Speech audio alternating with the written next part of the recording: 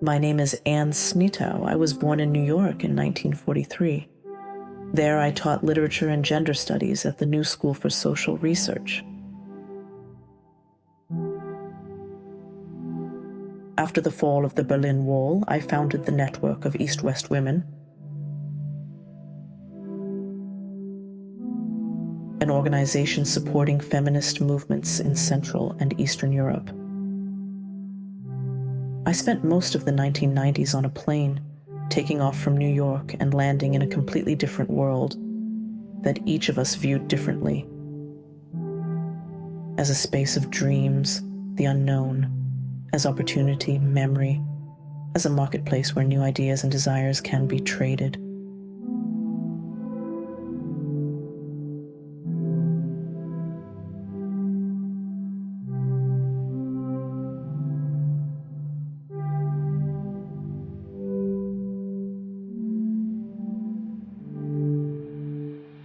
The church can now return and save people from godless communism. The excited priest whispers in his companion's ear. The days of abortion rights are numbered throughout the region, the woman replies, shaking her gray curls in excitement. Across the aisle, a Haagen-Dazs salesman paints the prospect of a potentially vast market for delicious, devastatingly fatty ice cream.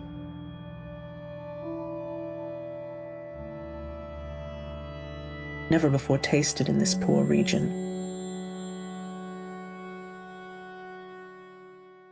Closer to me sits a political scientist, increasingly vocal about the values of the Enlightenment. He longs to land on the other side of the globe, free from the burdensome criticism of these traditions in his home country. We all carry suitcases filled with scattered versions of our activist and academic pasts. It would be impossible to take them with us in one coherent piece. But if religion, business, and liberal ideas can travel across the ocean, why not feminism? The plane vibrates with wild excitement. We are all pierced by an insatiable curiosity of the new lands, eager to explore a previously forbidden Arabia.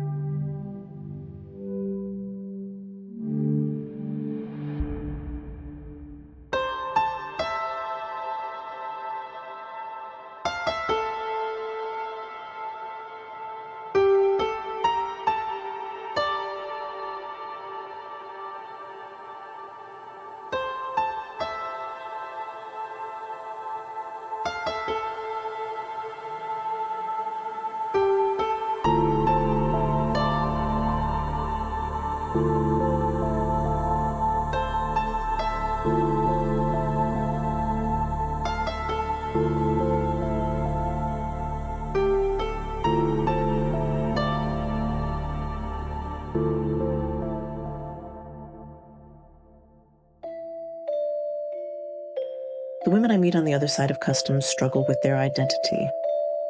It is a problem that they need to resolve. Communism gave them education, jobs, economic independence for men, and the equality accorded by law.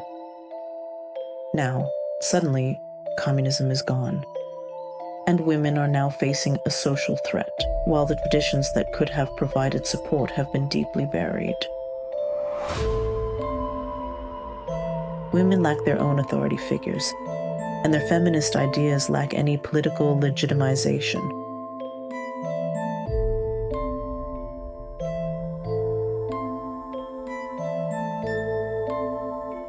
Ironically, separation and difference are creeping back into everyday life under the guise of other identity categories, such as ethnicity and nation, while gender and class become unspoken, rejected as remnants of Stalinism. The encroaching poverty of women is almost palpable, and yet it does not fuel the development of feminism. Isn't the situation desperate enough without emphasizing the rifts that would only deepen if defined?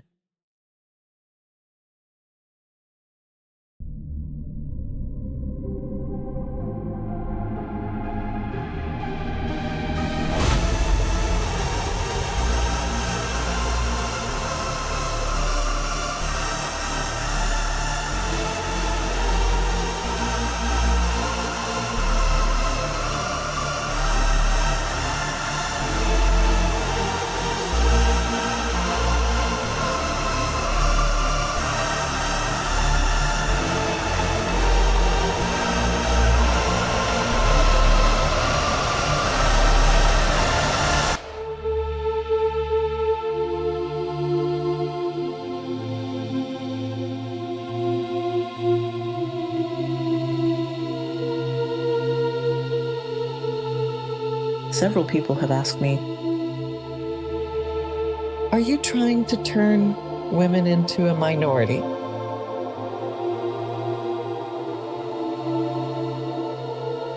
being a strong woman is simply going out of style. Shame is being manufactured every minute to suppress women that are different.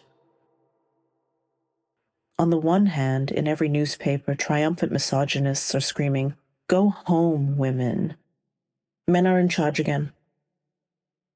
On the other, nagging Western feminists come and tell you what to think without understanding your distinct history.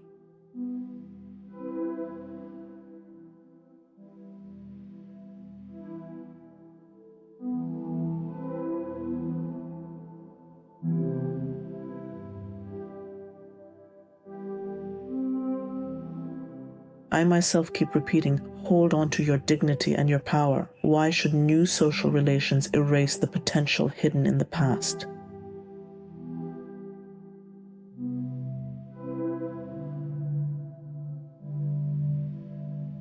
When I say women are oppressed, the women I speak to feel the same nausea formerly evoked by class struggle.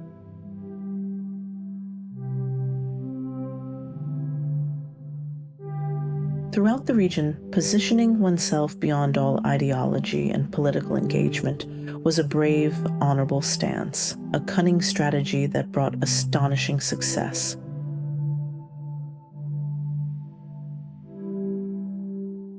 However, it also had some unintended consequences.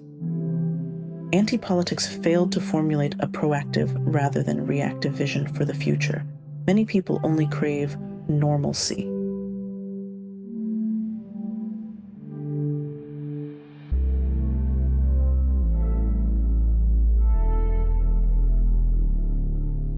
I sometimes doubt our actions make sense. Despair grips me, and international feminism looks like a doomed, discredited idea combining the worst of both worlds. The false unity of communism with the imperialism of most Western charitable projects.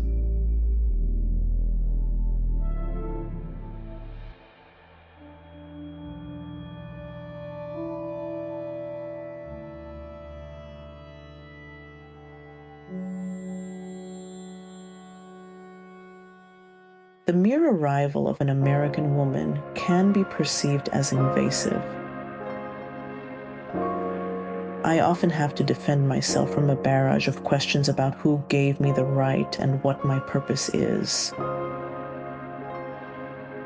I keep hearing, "You don't understand, you don't understand." We donate Western books, leading to the creation of a Western-style canon. Eventually, we started hearing that what American women are doing is nice, but Eastern women have to change on their own, fight their battles on their own terms, and that it's not something an outsider can offer.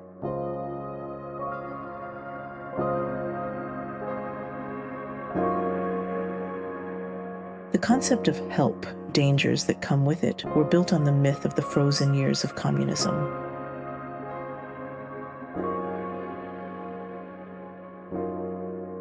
Both Eastern and Western women accepted this model in the early 1990s, but at the turn of the century, many intellectuals in the region began questioning the idea of the years 1945 to 1989 as the frozen, inactive decades of women's activism.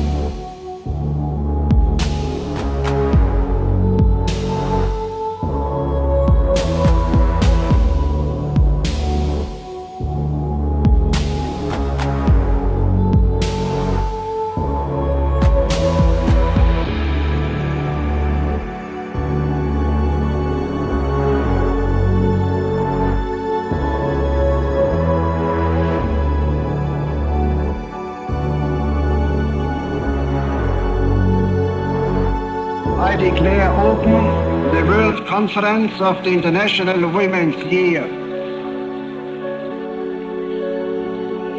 My dear friends, I would like to welcome you all to this really historic event. Why historic? It is the first intergovernmental meeting in the world where women form part of virtually every delegation.